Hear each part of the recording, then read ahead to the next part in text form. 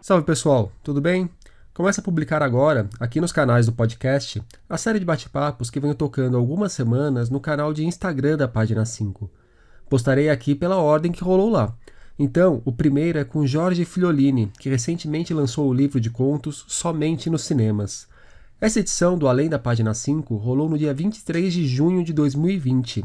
O nome do papo foi Literatura, Cinema e Outras Mentiras. Curtam a nossa conversa.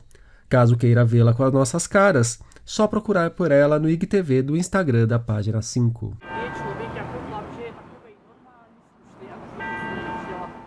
Bom, Jorge, brigadão por ter topado esse papo. É a primeira edição do Além da Página 5. O Além da Página 5 é um projeto que eu tenho a ideia de desenvolver faz bastante tempo.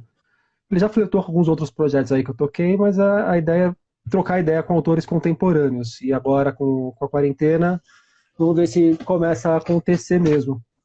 E você aí com Somente nos Cinemas foi um nome bem oportuno, bem pertinente para começar esse projeto.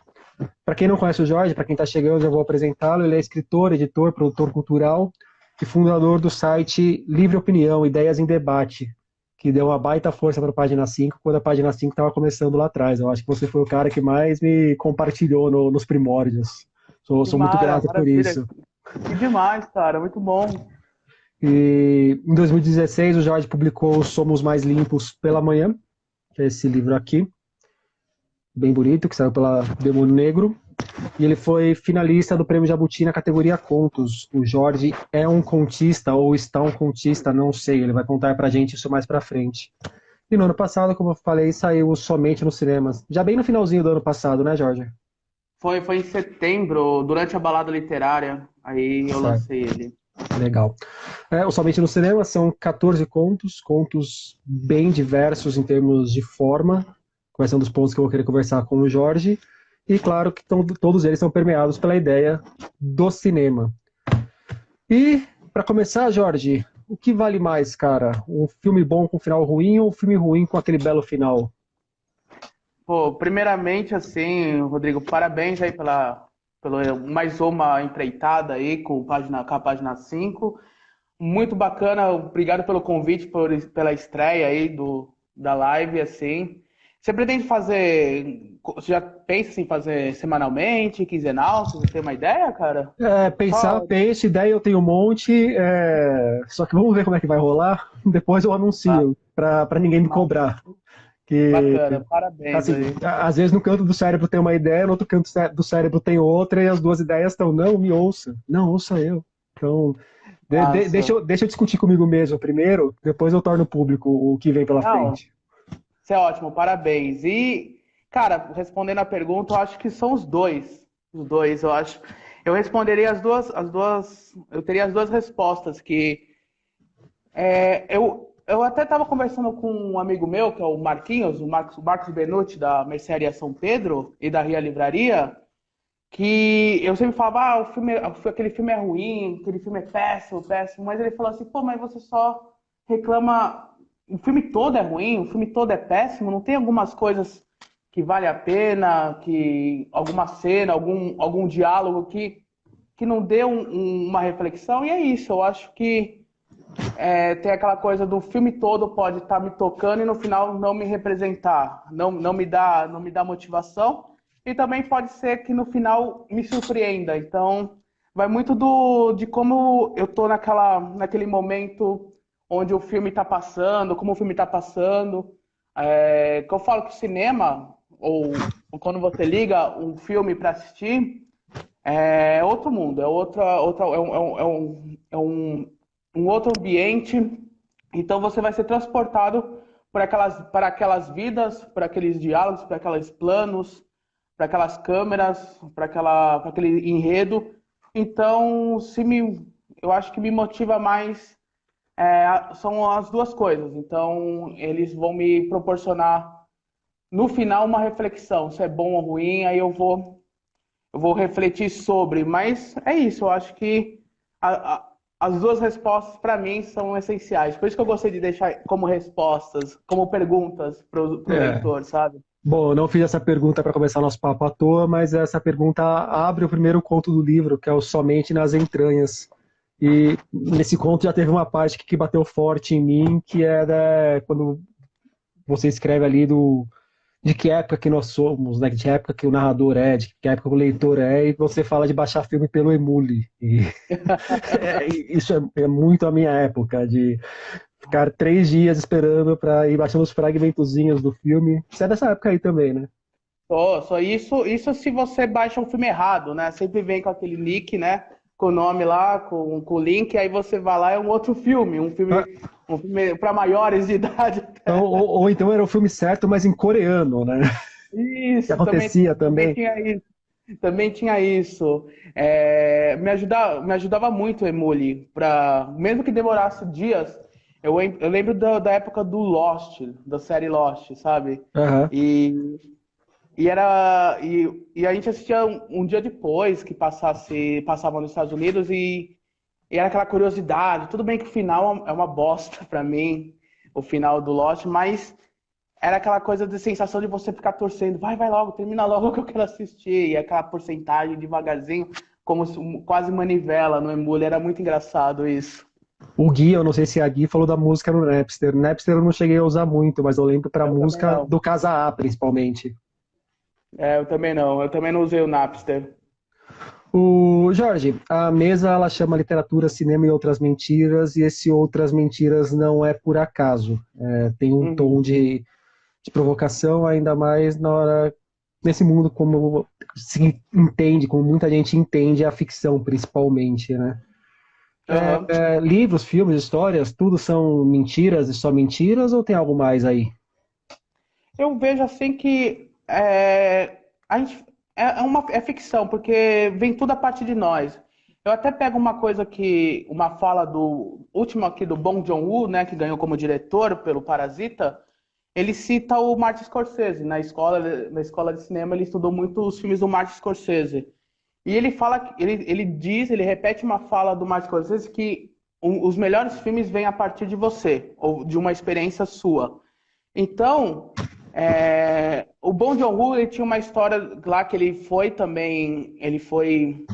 professor de inglês de uma família rica, e o Parasita tem um personagem que foi um professor, que é um professor de inglês, né, para uma jovem coreana. E lá ele começa a transformar a ficção, começa a brincar, a fazer vários enredos em um filme só. Então acho que a mentira é na hora da ficção, assim, você pega uma coisa a partir de você, a partir do que você experimentou, a partir do que você observou e vai construindo, vai brincando na sua narrativa, vai desenvolvendo, vai criando, vai escolhendo qual forma literária você vai usar. Então, acho que essa mentira só você vai saber. Eu acho isso curioso, porque só você vai saber o que é mentira. Por isso que tem muitas perguntas que as pessoas fazem para o escritor e para a escritora. Ah, mas isso aconteceu, aconteceu. Eu não gosto de falar, eu gosto de deixar isso assim no ar. Porque o Lynch também fala, o David Lynch,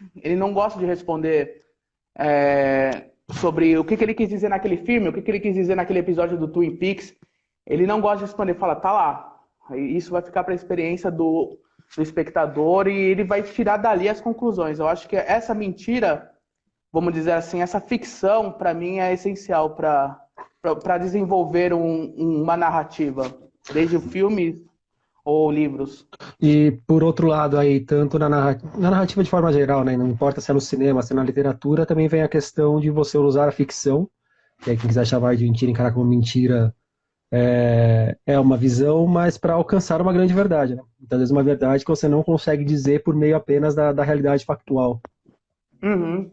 Sim, porque agora na quarentena, sabe, Rodrigo? Eu falei em algumas lives, eu tô falando para você, eu vou falar para você aqui que você é brother, você é camarada, mas nessa quarentena, desde que começou, acho que já são mais de 100 dias, eu tive 3 ataques de pânico, sabe? Uma coisa assim que eu nunca tive na vida e, tipo, é quando você não tem controle do seu próprio corpo, da sua própria mente, começa o seu corpo a fazer coisas que você não consegue controlar.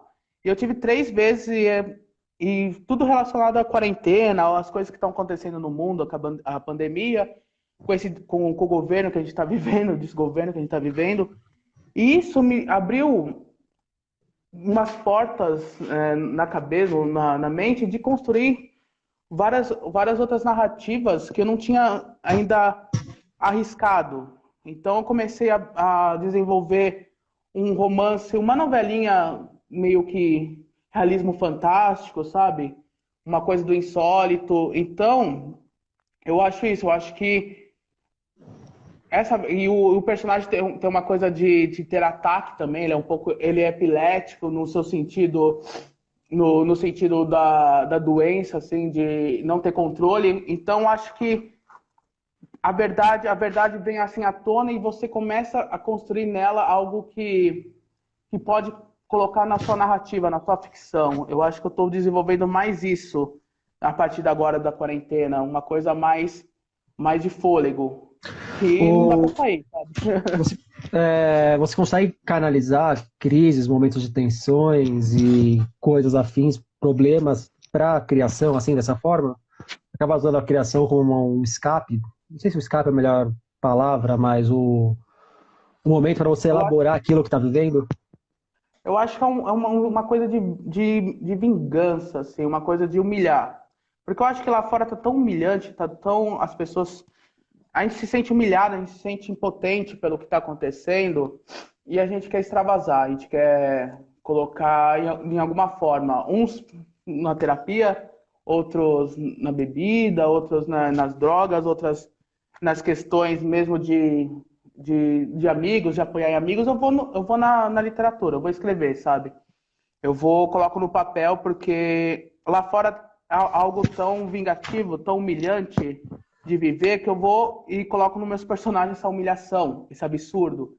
Eu recorro ao mais fundo do poço que eu posso chegar na minha narrativa para poder descarregar algum sentido do que eu estou observando, do que eu estou vivendo, do que eu não estou conseguindo controlar, sabe, Rodrigo? Então eu vou no texto, porque é lá que eu posso criar um ambiente ou conseguir sair e ir lá para fora, pisar lá fora, porque eu estou muito tempo aqui dentro do meu apartamento e eu acho que vai fazer uns 2 meses que eu não ponho o pé para fora. Então eu sempre peço coisas por telefone e é na narrativa que eu estou colocando o meu pé para fora, sabe? Vou com o Uhum. meu personagem lá fora, caminho pela rua, vou pro bar, eu vou pra esquina, eu vou passear com o cachorro que eu não tenho, mas na narrativa eu tenho. Então é isso que está me fazendo um pouco desse escape mesmo, de estar vivendo nessa pandemia, nesse isolamento atual. Pô, eu preciso criar um personagem para ir pro bar, cara. Pra, quem sabe o Ah, meu personagem encontrar o seu pra eles tomarem uma juntos. então, e é ótimo porque o meu consegue fazer vários corres, assim, ele vai para vários bares, ele consegue fechar um, vai para o outro. Eu ultimamente não estava conseguindo. Ele está indo em vários bares, ele fica dias fora, ele vai dormir no hotel, ele tá melhor do que eu, esse meu personagem, no momento. O, a, a Relivro, ou Relivro pergunta, Jorge, como se sente sendo observador da própria mente? Isso vinga na produção artística? E Eu acho, aproveitar, pessoal, enquanto o Jorge pensa na resposta, quem tiver perguntas para fazer, podem mandar. Quem mandou a pergunta antes, eu já anotei aqui para fazer no decorrer do papo. Mas mandem aí o que vocês quiserem saber, porque o tempo passa e a gente não vai passar de 1 hora de live, tá bom? Eu prometo que não vai ser uma daquelas lives eternas. Então, mira aí uns 45, 50 minutos. Se for o caso, a gente estende até 1 hora, mas não vai passar disso. Então, tem pergunta, já manda, que aí eu vou passando para o Jorge, intercalando aqui com o que eu quero saber também. Legal? Jorge, a bola é sua. eu acho assim interessante a pergunta porque eu acho que através de eu ir para minha mente, eu posso criar. Eu estou criando outro mundo. Eu tô com essa narrativa, então eu estou criando fauna, estou criando flora, eu estou criando geografias, ambientes, espécies, planícies. Então eu fico brincando com isso. Eu vou pro sonho, eu brinco com o insólito. Então, para mim está sendo bom um bom momento para entrar na minha mente e ficar observando o que está acontecendo, ou coisas simples, como eu sair e falar bom dia para as pessoas que estavam passando na rua, ou como sentar numa mesa de bar, sabe, Rodrigo? Trocar Sei. ideia, conversar, pedir mais uma, pedir um frango a passarinho, pedir uma porção. Então isso fica na mente, isso fica quando eu estou entrando na mente, eu abro uma porta e começo a construir isso. Então, desde que entra um fantasma, ou desde que entra um gato que fala, isso está tudo na criação da minha mente. Eu gosto de construir isso de acordo com que eu vou abrindo as portas da cabeça para tentar encontrar algo que eu saia dessa realidade que a gente está vivendo. Porque é uma coisa assim que nem nossos avós viveram, sabe? Estão vivendo isso que a gente tá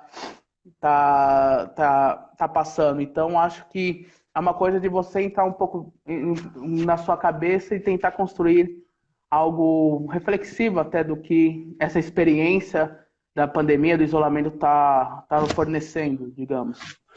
Ô Jorge, e como é que você, ao longo da vida, se relacionou tanto com a literatura quanto com o cinema? Qual que é a importância deles para você na sua formação até aqui? E por que você resolveu juntar os dois num livro? Pretende, de repente, um dia rodar um filme sobre literatura também? Opa, você já pensou?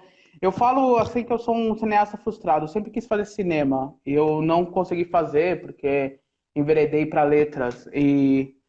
O cinema foi minha primeira arte, a primeira arte que eu tive contato. E foi até acidental, porque foi meio que obrigado, porque eu era muito pequeno, eu saía com a minha mãe, porque minha mãe ia fazer pagamentos, ia fazer essas coisas burocráticas, e eu era aquela criança chata que ficava enchendo o saco dela na fila do banco, na fila do correio, e então ela me jogou assim, pai, tava passando em São Carlos, que eu sou de São Carlos, né? Tava passando num cinema em São Carlos, quando ela tava indo pro banco e me empurrou, vá, eu vou pagar o ingresso, vai assistir um filme, fica 2 horas longe de mim, e deixa eu pagar minhas contas e depois eu volto para te buscar.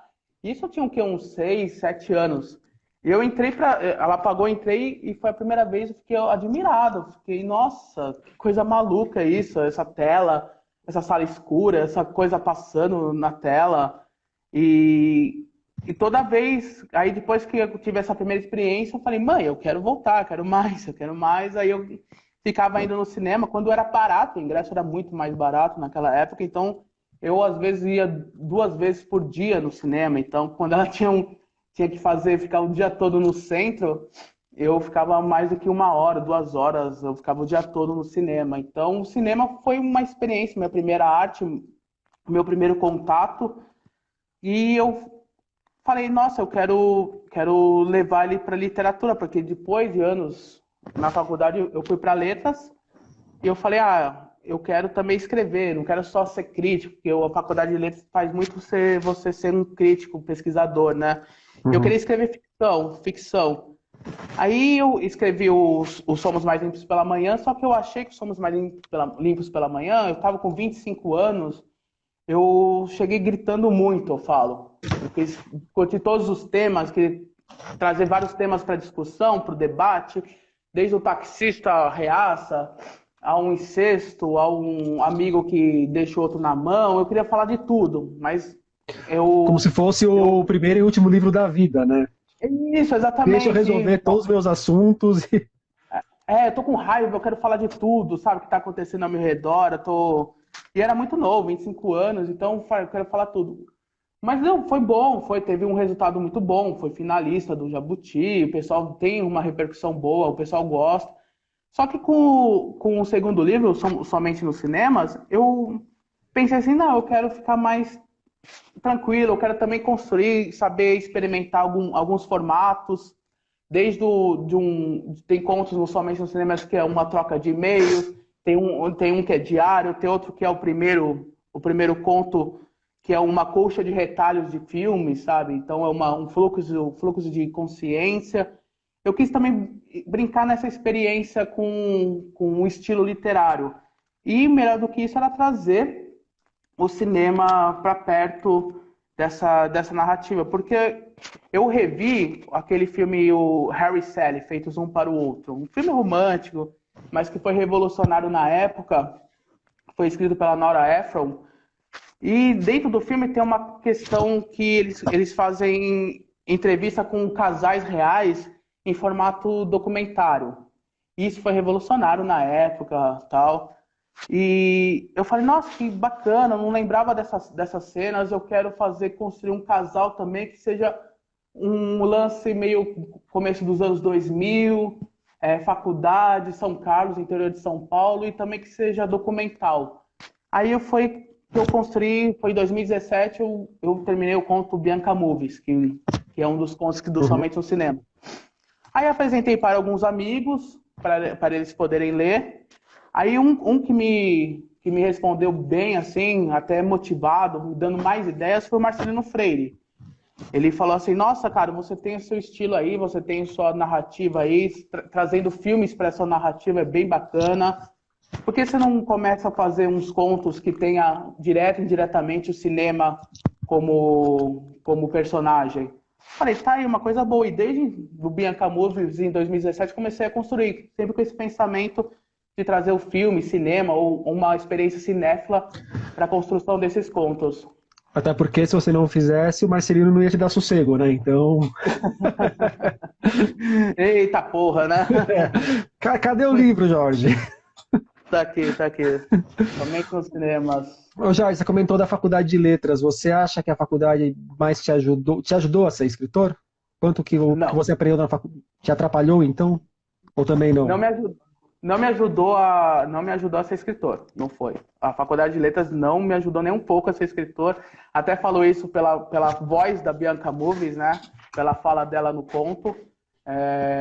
Eu falei, muita gente entra na faculdade de letras pensando que vai sair de lá escritor. Mas não, você vai se tornar mais crítico ainda, autocrítico, e vai se tornar um pouco chato em relação ao que você está lendo e escrevendo. Então, não me ajudou muito. O que me ajudou muito foi acompanhar vários amigos escritores aqui em São Paulo. Quando eu vinha de São Carlos para trabalhar aqui em São Paulo, era muito a troca de ideia nos bares, nas mesas de bares, algumas palestras que eu acompanhei, algumas oficinas que eu acompanhei. Então me ajudaram a construir a voltar o meu desejo de escrever, e escrever sem culpa, sem pudor, ou sem um professor da faculdade de letras na minha cabeça enchendo, sabe? Então acho que o que me ajudou muito foram as oficinas, e a troca de ideia com os escritores, muito bem também do Livre Opinião. O Livre Opinião me ajudou muito, porque eu tive mais contato com escritores, porque eu entrevistava eles. Eu acho que mais me ajudou essa convivência do que a própria faculdade de letras, cara. Eu não tenho muito amor, não.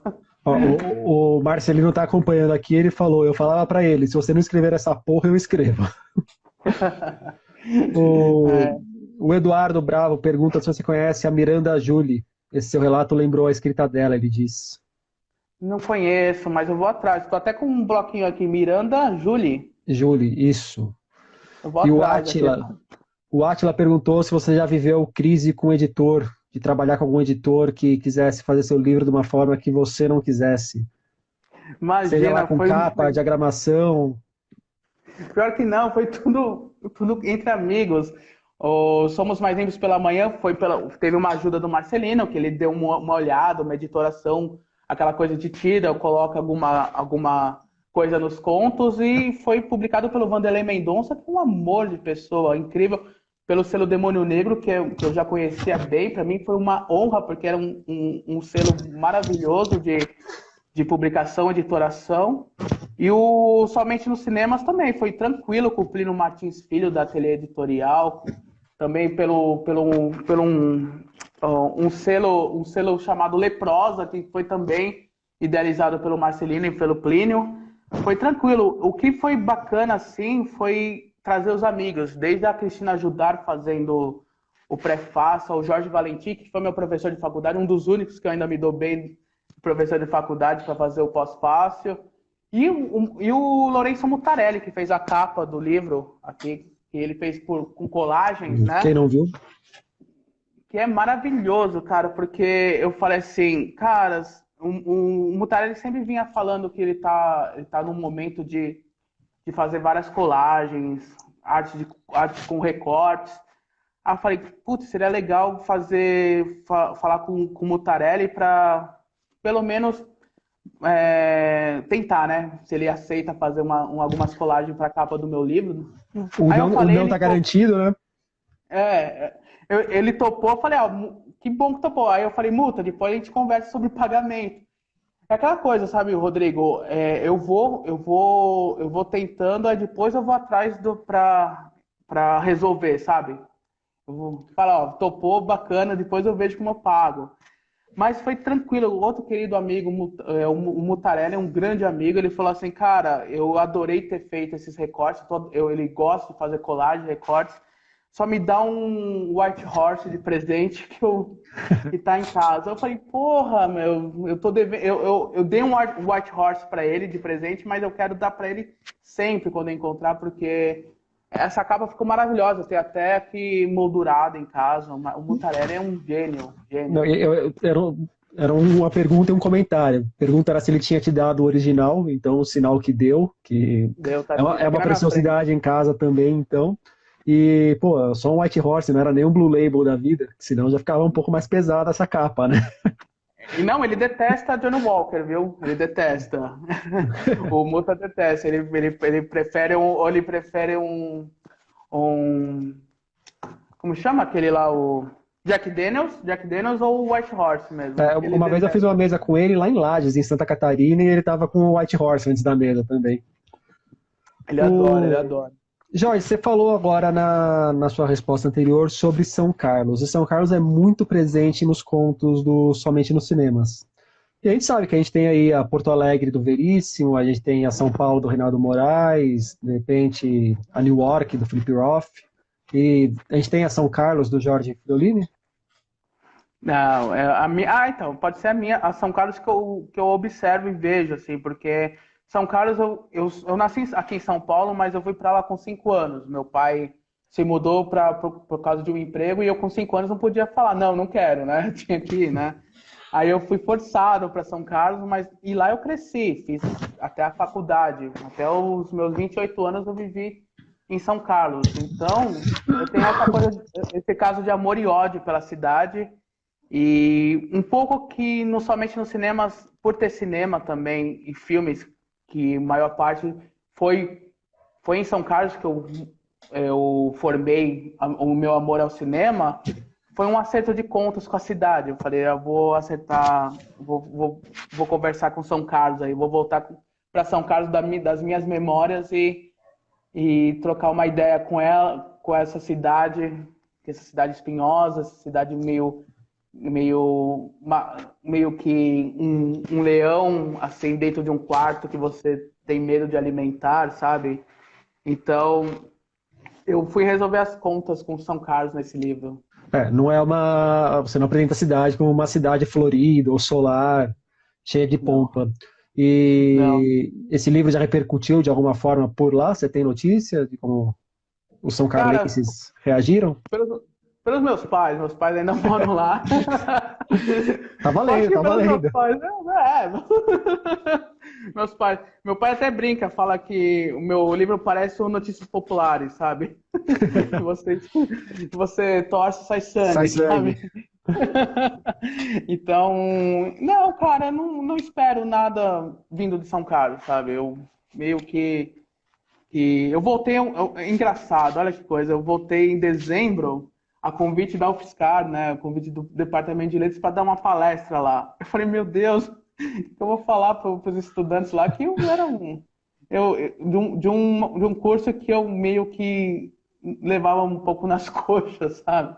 Mas foi ótimo, foi uma boa repercussão. Mas São Carlos é isso, eu gosto, eu amo. Meus pais moram lá ainda. Quando tudo acabar, eu quero voltar para abraçá-los e ficar um pouco na cidade. Mas é isso, eu acho que o meu tempo na cidade, em São Carlos, já deu, sabe? Eu acho que a cidade ficou muito, como até clichê, mas ficou pequena demais para mim, né? Meio que o Velho Oeste. Tive que sair de lá. Não, não me cabe mais aqui. Não me cabe mais.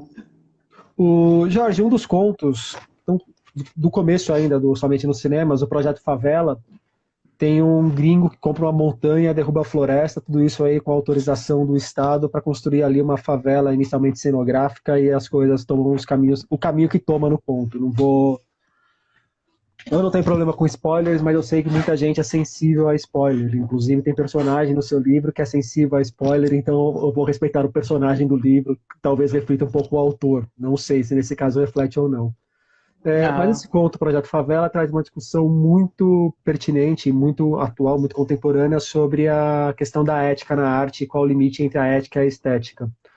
Um projeto artístico, seja livro, filme, seja lá o que for, que tem uma raiz eticamente questionável, ela pode ser apreciada esteticamente, independente desse nascimento dela, questionável em termos éticos? É possível separar a ética da estética dessa forma? Ou já isso aí caiu por terra já com os debates atuais que a gente tem? eu acho o seguinte, eu acho que eu construí essa narrativa, esse conto, mais para deixar para a interpretação do leitor, e ele que vai ver a questão ética ou da arte em relação a esse conto, porque foi um dos contos mais difíceis que eu escrevi Somente nos Cinemas, porque retrata uma coisa que eu observava muito, e isso vem muito do começo do século, dos anos 2000, que é o fetiche pela questão das comunidades, das favelas, dos morros, e vamos retratar de uma forma romântica a convivência nas comunidades, nos morros. E eu ficava meio incomodado com isso, sabe, Rodrigo? Eu ficava meio, cara, não, e você está entrando num lugar que sem pedir licença, sem trocar ideia, sem saber o que está acontecendo. É a mesma coisa que você entrar no Capão e não saber que existe o Ferrez, que não existe os Racionais MCs, não existe uma cultura lá dentro. Então, e você vai lá e quer gravar, você quer lá e fazer o seu filme e construir a sua favela Uhum. cenográfica para você poder filmar e levar para o mundo e achar graça e ganhar prêmios. Eu acho que na questão ética é isso, é um pouco dessa crítica ao que o cinema muito fez do fetichismo em relação às comunidades, e isso pega muito também com a questão fora do cinema, como as UPPs, como venha visitar, venha andar no bondinho lá do Morro do Alemão para você conhecer como que é uma comunidade, ou fazer um restaurante no formato de das comunidades, ou você estereotipar a população das comunidades. Então, eu acho que e muito do olhar de fora, o olhar gringo, que eu acho abissal, assim, o olhar gringo querendo se meter na história da comunidade, da história do Brasil, na história da nossa cultura, sabe? Uhum. Nesse aspecto que você puxou do questionar a formação artística no entorno da favela, do morro e tal, você chegou a ler A Vista Particular do Lísias? Ainda não Cara, vi, não tem muito vi. a ver, só que você pega essa ideia que você levou para o cinema e leva para uma instalação artística que vai Ah, reproduzindo uma favela. É super cara, interessante, recomendo fortemente. tá anotado aqui, tá anotado. Eu tô em déficit com o Ulisses, eu preciso ler muito mais alguns livros dele, sabe? Tô em déficit mesmo. O Du é conseguir ler tudo que a gente quer ler, né? Imagino que isso também, a sua Ainda, pilha não deve ser pequena. ainda mais. Uma coisa interessante nessa quarentena é que eu perdi muita concentração para leitura. Não sei, aqui eu não sei como as pessoas estão, mas para leitura e principalmente para assistir filme, cara. Às vezes aqui na quarentena eu tô demorando 3 dias para terminar um filme, sabe? Porque eu Aham. paro, eu tenho que fazer alguma coisa antes, depois, então eu fico meio assim sem concentração nessa É, quarentena. Mas eu quero muito voltar a ler bem, assim. a minha concentração ela tá muito caótica também, cara. Assim, tem vezes que eu pego um livro e leio numa sentada, mesmo livros um pouco maiores, e tem vezes que, sei lá, um livro fino eu demoro uma semana para ler porque a cabeça não para. E aí eu jogo um pouco de Exato. videogame, mudo também, vou para uma série, para um filme, não concentro em nada. Então, eu Aham. acho que está sendo recorrente por aí, esse É, tipo eu dei de... eu dei uma parada nas notícias, que foi um dos gatilhos que eu tive, um dos ataques, foi ver muita notícia, e atrás de notícias. Eu trabalho com comunicação, você sabe muito bem, então eu sempre vou atrás de notícias. E sempre vinha e ficava muito paranoico com essas questões de notícias. Mas é isso, eu dei uma parada, mas é que nem o Marco Corleone no Poderoso Chefão Parte 3. Ele tenta sair, mas a máfia puxa ele de volta. Então, sempre vai pular notícias na minha cara. Hoje mesmo eu estava vendo que a Alemanha e Irã não deu muito certo essa questão da flexibilidade. Eles vão entrar para uma segunda onda de pandemia. Eu já fico meio caótico, sabe? É meio maluco isso. O Marcelo, ele perguntou aqui, o Marcelo Nocelli, da Reformatório, Bom, para um além de beijo, São Carlos, Marcelo. para além de São Carlos e São Paulo, as viagens do projeto Quebras por tantos lugares diferentes, ambientes, pessoas, visões de mundo diferentes, também contribuíram na sua escrita? Um beijo, Marcelo. Saudade imensa de ti, de conversar, tomar umas brechas, umas cervejas aí contigo. Cara, o Marcelo Quebras me ajudou a sair da letras. A sair do curso de letras. Eu falei. Depois, cara, depois você é de uma cidade. Quando você está numa cidade pequena, você está numa faculdade, que eu vivia na faculdade direto, naquele ambiente. Aquele é um ambiente meio vamos dizer assim, de um querer ferrar com o outro, sabe? Ou ter uma mentalidade de prova, de aí, será que vai cair isso? Que eu tenho que ler aquilo? Aí surgiu o projeto Quebras, que junto com o Marcelino Freire, que a gente rodou 15 capitais entre 2014 e 2015. 15 capitais, Rodrigo. Então a gente foi para Rio Branco, foi para Boa Vista, foi para Porto Velho, foi para Vitória. Então, eu tive isso sempre que a gente fazia para fazer um contato com as efervescências culturais dessas cidades. O que está acontecendo? Quem são os poetas, as poetas? Quais os saraus que estão acontecendo? Como está sendo a questão editorial dessas cidades? Isso em 2014 e 2015. E, cara, eu saí desse projeto maravilhado. Eu saí desse projeto falando, meu Deus, imagina, o Brasil é assim, imagina o mundo.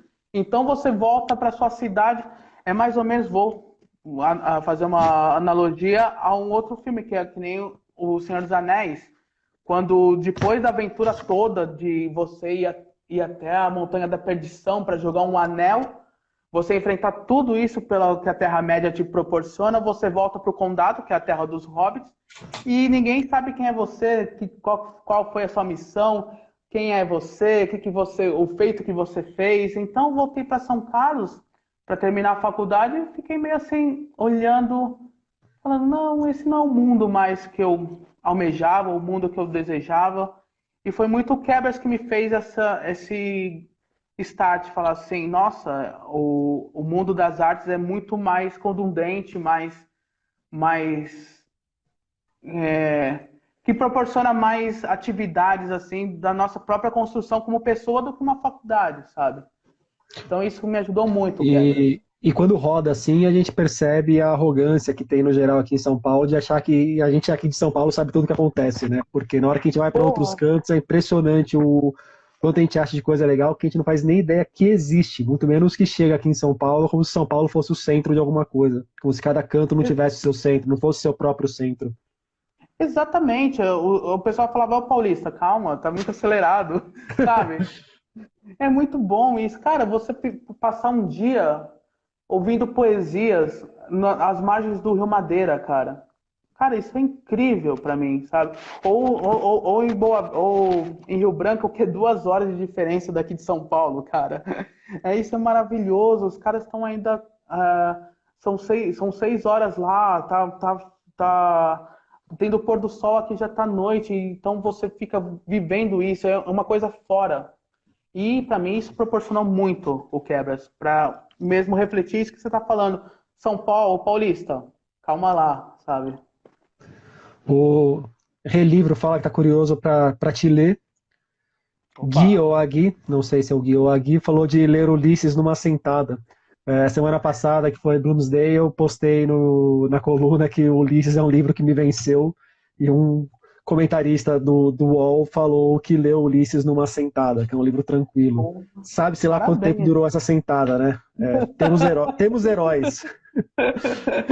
Confortável. Deve ter sido confortável pra caramba. Eu parei na página 50 por aí. Eu não retomei, não, Ulisses. Cara, eu peguei o meu volume e estava na página 462. Eu falei, ô louco, eu não lembrava de ter ido tão longe nisso daqui. Sei lá se eu joguei o marcador em qualquer página lá, deve ter sido alguma coisa assim.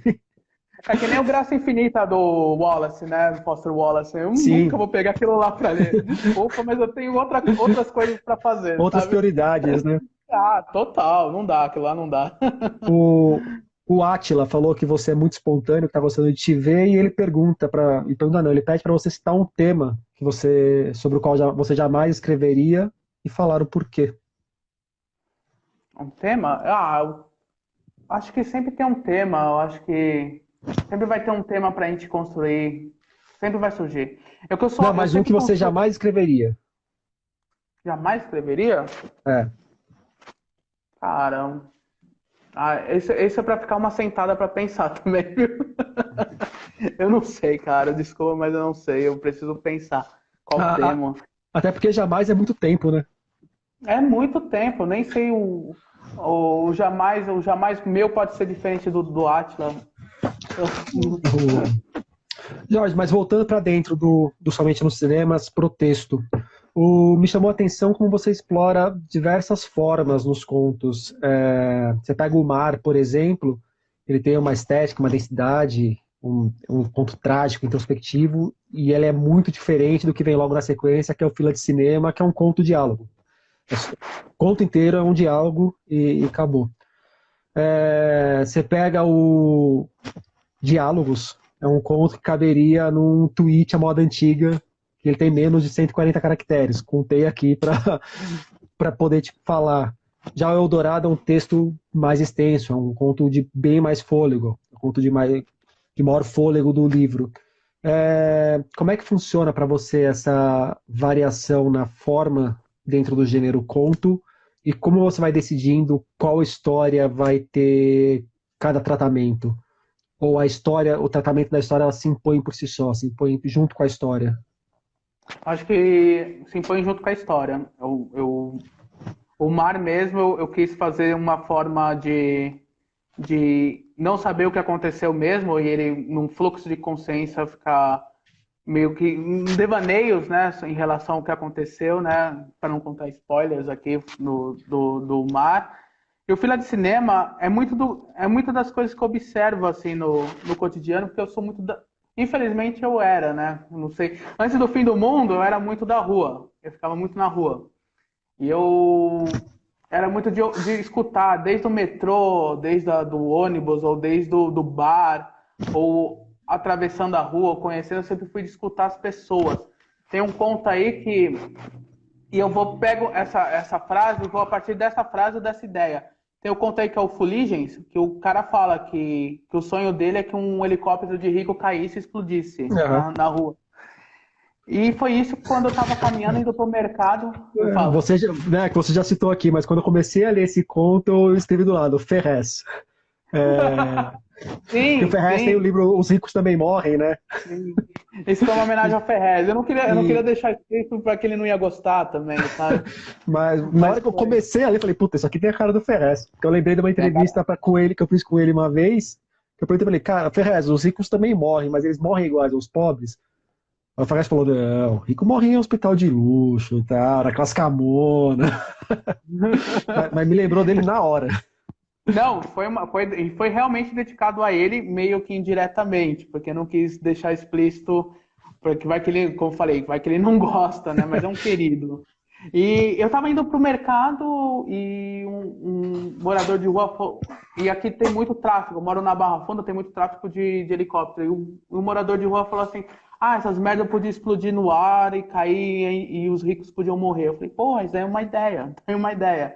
Vou construir a partir dessa frase, lógico, fazer uma trama, um enredo, mas eu quero a partir dessa frase. Então, sempre a partir de uma frase, dessa frase eu vou construindo. Então, não sei se pode ser que vire um e-mail, pode ser que vire um diário, sabe? Então, é a partir do diário mesmo que ele fala, assim, no o começo do diário, ele fala, o pau do autor era maior do que o roteiro pedia. Eu falei, mano, isso foi muito na minha cabeça, assim. Eu falei, cara, isso podia ser numa produção, nos bastidores de um filme, de um filme pornô, de um, de um, de um bastidor de um clipe, alguma coisa. Eu quero colocar essa frase e a partir dela eu vou construindo. Então é muito assim do que eu faço, sabe, Rodrigo? Por isso que eu não penso assim no que vai ser e o pós, que é da hora de editar, que eu tenho mais trabalho, assim. E a ordem dos contos no livro também é uma preocupação sua? Também era, porque eu quis começar com o projeto, eu quis, lógico, começar como se fosse um musical, aquela introdução de musical com ilha de edição, mostrando um pouco do que o cinema proporciona, como que é a relação do cinema com uma colcha de retalhos, eu falo que é uma colcha de retalhos feito com película que você vai montando. E essa seria a introdução. Abrir com ilha de edição, como se fosse um musical da Broadway, um filme de musical, e vão entrando os curtas, ou vamos dizer assim, os contos curtas. E o Projeto Favela eu queria muito para dar um impacto, falar assim, ó, começou com esse conto, aí o Bianca Movies já vai dar uma tranquilidade, aí você vai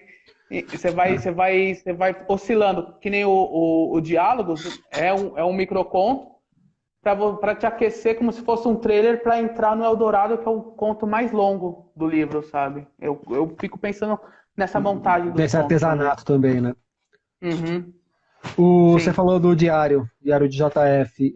Em determinado momento ali, o narrador ele fala de citar 5 filmes que o marcaram, 5 filmes da vida, e ele fala da preocupação de não se limitar aos filmes dos Estados Unidos. E não sei se a palavra problema é a mais adequada, mas é uma característica das pessoas que acompanham o cinema aqui no Brasil ficarem muito presas ao cinema dos Estados Unidos, né? Como que foi para você essa questão? Você tem uma referência muito maior do que Hollywood. Quem te acompanha nas redes e quem lê o livro vai ficar claro isso. No momento que teve Sim, alguma ruptura, se é que precisou ter uma ruptura, como você foi descobrindo outros cinemas e que dica que você dá para quem acompanha cinema, assiste muita coisa nos Estados Unidos e quer explorar outros mundos, outros países, outras possibilidades? Por onde começar? nada é original. Sempre tem uma referência. Tudo na arte, tudo tem uma referência. E eu fui a partir disso. Lógico, cresci assistindo filme americano, o filme Brucutu, né? O Arnold Schwarzenegger, Stallone, os Goonies, Sessão da Tarde, todas. É, Aí o que Jamaica abaixo de acontece? zero. Faltou Jamaica abaixo de Jamaica, zero aqui, hein? Jamaica abaixo de zero, é Faltou Jamaica verdade. abaixo de zero. Faltou Jamaica abaixo de zero. E Mulher Nota Mil, tem um monte, Clube dos Cinco. Aí eu falo assim, foi a partir de muito assistir, e eu falo assim, para ser cinéfilo, eu como cinéfilo, eu vou além daquelas 2 horas ou 1 hora e meia de um filme. Eu vou pesquisar, eu vou atrás. Eu quero saber como foi o bastidores, como foi aquele filme naquele ano, como foi construído, quem foi o roteirista, quem foi o produtor, que o diretor, por que o diretor entrou nessa, por que aquela frase estava lá, por que aquele plano estava lá, e tem sempre jornais ou até entrevistas que falam isso. Então, para mim, para ser cinéfilo, tem que ir além do que você assistiu, pesquisar. Cineclubes ajudaram muito, mostras ajudaram muito para eu ir atrás e, e saber mais o que foi a referência do Bong Joon-ho, qual foi a referência do Godard, do Truffaut. Spielberg e George Lucas tiveram muita influência do Kurosawa. Kurosawa influenciou muito o trabalho deles. O Star Wars é como se fosse um épico samurai do Kurosawa, sabe? Então eu vou atrás, vou pesquisar. O Parasita, mas antes do Parasita veio também um filme maravilhoso do Héctor Escola chamado Feios, Sujos e Malvados, sobre uma questão da família, dessas brigas. Então eu vou atrás, eu gosto de ir atrás, eu gosto de pesquisar, sou bem curioso em relação ao que eu gosto. Cinema é uma coisa que eu amo. Então eu vou atrás, eu vou pesquisar, eu vou muito além do que o making off, aquela duração proporciona. Então, muito da mostra, em São Carlos teve muita mostra, na UFSCar teve muita mostra, eu participava, assistia, Aqui tem a Mostra de São Paulo, que era muito boa para assistir. O Emule ajudou muito também, porque foi lá que eu baixei vários filmes que eu assistia depois e você não conseguia encontrar mais em locadores, porque as locadoras começavam a fechar. Eu acho que você tem que ser curioso, tem que ir atrás, tem que saber que tudo é a partir de uma referência. Se você está com um diretor novo aí fazendo filme, uma diretora nova, sempre tem alguma coisa que ela vai trazer de referência para o filme dela. Pô, Tarantino é um deles. Tarantino, a maioria das coisas dele não é original. Ele sempre vai trazer de outras coisas que ele assistia, sabe? E se abrir Então, para coisas diferentes, né? exatamente, sabe? Para coisa diferente. Que eu falo muito do cinema oriental, que é maravilhoso o cinema oriental, que aqui no Ocidente tem muita questão da dicotomia, o bom, o mal, o sim, o não. Lá no cinema, o cinema oriental, eles misturam tudo, eles não estão nem aí. O personagem também não é preto no branco, sabe? O personagem vai estar sempre em mudanças. O personagem que é construído mesmo com o Bong Joon-ho, o Park Chan-wook, o Hong Sang-soo. Então, é uma coisa que você vai além daquela sua experiência que você teve no filme americano. Por isso que Parasita foi tão assim, o pessoal ficou fascinado, porque ele mexe com todos os gêneros. Desde a comédia, o drama familiar, o thriller, ao gore, tudo num filme. Então, isso que fez muita gente ficar admirada. Mas isso já vinha fazendo há muito tempo com o cinema oriental. Então é bom você pegar um pouco e ir até lá para conhecer Uhum. a filmografia da galera. A Deia Casarim, vulgo minha irmã, ela pergunta quantos anos você tem, porque ela fala que você assistiu todos os filmes da época dela. Ah, imagina. Eu vou fazer 32. Vou fazer 32 em outubro. Pergunta da Relivro de novo. Opa, peraí, que eu fiz besteira aqui. Jorge, enquanto espectador, sentadinho no cinema, está à mercê do que passa na grande tela. Não seria assim na vida lá fora? Como praticar o não controle? Você usa fluxo de consciência escrevendo? Eu uso muito fluxo de consciência, porque é uma coisa interessante, muito dos filmes do Spike Lee. Se você pegar os filmes do Spike Lee, eu acho fascinante o fluxo de consciência que ele faz, consegue fazer o fluxo de consciência no cinema. É uma cena do personagem conversando com você, quebrando a quarta parede, é incrível, porque isso faz você sair do enredo e entrar naquele monólogo e você fica fascinado. Eu acho que na literatura e no cinema é isso também, fazer com que o fluxo de consciência faça um pouco da reflexão e você sair um pouco daquele primeiro enredo, a primeira camada do enredo do conto. Você parte para uma segunda camada que faz você também brincar com o estilo, fazer até uma experimentação da narrativa que você vai construindo. Eu adoro sair do enredo. Adoro escapar e entrar outra E narrativa viajar. e depois voltar e viajar. Isso para mim eu adoro isso. Isso muito foi na narrativa que o cinema me proporcionou, Rodrigo. Legal. Bom, pessoal, a gente já está chegando no final, já está perto de dar 1 hora. O papo está fluindo super bem, mas me comprometi a não passar de 1 hora.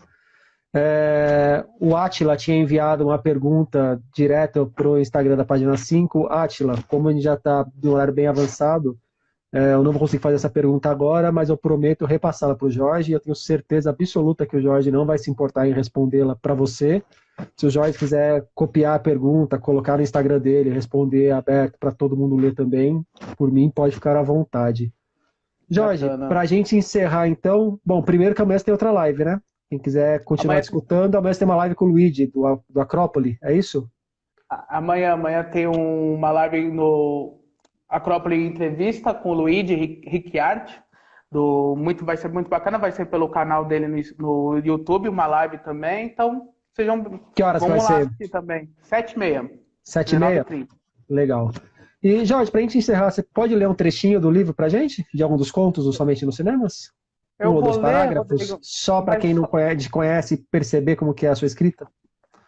eu queria falar uma coisa antes, que é a questão que Claro. hoje teve a questão do o terceiro ato pela Cinemateca, exigindo o pagamento dos funcionários e também para a questão de pagar equipamentos ou coisas técnicas para poder que a Cinemateca não fecha. Então, teve o ato, eu não sei como ficou a questão, porque eles iam pedir para o Ministério do Turismo pague, né, os salários. Então, quem quiser acompanhar mais, eles têm um perfil no Facebook chamado Trabalhadores da Cinemateca Brasileira. É importante, porque é história, é a memória do cinema. Acompanhar e pressionar para que as coisas aconteçam, né? Exatamente. Então, vamos lá tentar dar uma ajuda para o pessoal para que a Cinemateca não morra, sabe? Boa. E eu tenho aqui um conto aqui, que é do Diário do JF, que é bem rapidinho, que ele fala assim, dia 45, terça-feira. Isso vai para o nosso cinema também.